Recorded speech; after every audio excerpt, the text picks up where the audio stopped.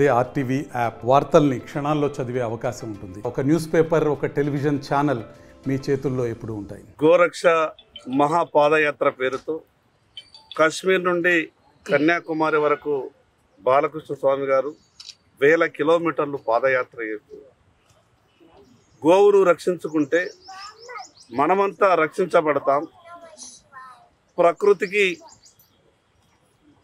మూలాధారమైనటువంటి గోవు, ఆ గోవు సంతతి అంతరించిపోతున్నటువంటి సమయంలో మన కొరకు గోవును రక్షించుకోవాలన్న ఒక గొప్ప సంకల్పంతో కాశ్మీర్ నుంచి కన్యాకుమారి వరకు 1000 కిలోమీటర్ల పాదయాత్ర చేస్తున్నటువంటి బాలకృష్ణ స్వామి గారికి ఆదిలాబాద్ ప్రజలందరి తరఫున ప్రత్యేకంగా అభినందనలు, ధన్యవాదాలు. బాలకృష్ణ స్వామి గారి యొక్క ఆలోచన విధానాన్ని ప్రతి ఒక్కరు కూడా మనం ఆచరించాలి.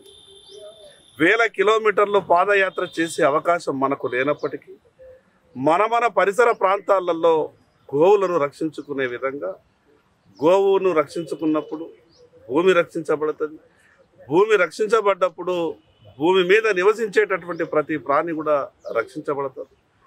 ఈ యొక్క మహాపాదయాత్ర ఆదిలాబాద్ మీదుగా ప్రయాణం సాగడం ఆదిలాబాద్ ప్రజల అదృష్టంగా భావిస్తారు. భూరక్షణ, పర్యావరణ రక్షణ చేయాలని చెప్పి కశ్మీర్ నుంచి కన్యాకుమారి వరకు 4900 కిలోమీటర్లు 180 రోజులు 14 రాష్ట్రాల్లో పాదయాత్ర సెప్టెంబర్ 27న బయలుదేరడం జరిగింది.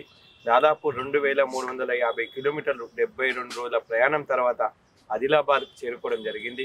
ఈరోజు స్థానిక ఎమ్మెల్యే గారు ఈరోజు ఇంత మంచి కార్యక్రమానికి శ్రీకారం చుట్టి వారి ఆవేదన రాత్రి మేము గోవు కోసం దాదాపు 3 గంటల చర్చ జరిగింది. గోపాలకృష్ణ మఠంలో స్వామీజీ గారు, యోగానంద సరస్వతి గారు నిజంగా 3 గంటలు ఆయన ఆవేదన గోవు కోసం చర్చ జరిగింది.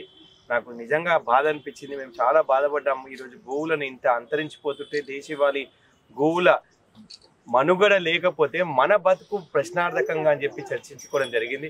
మరిన్ని వీడియోస్ కోసం ఛానల్ ని సబ్స్క్రైబ్ చేయండి. లేటెస్ట్ అప్డేట్స్ కోసం వాట్సాప్ ఛానల్ ని ఫాలో అవ్వండి. అండ్ లింక్ డిస్క్రిప్షన్ లో ఉంది.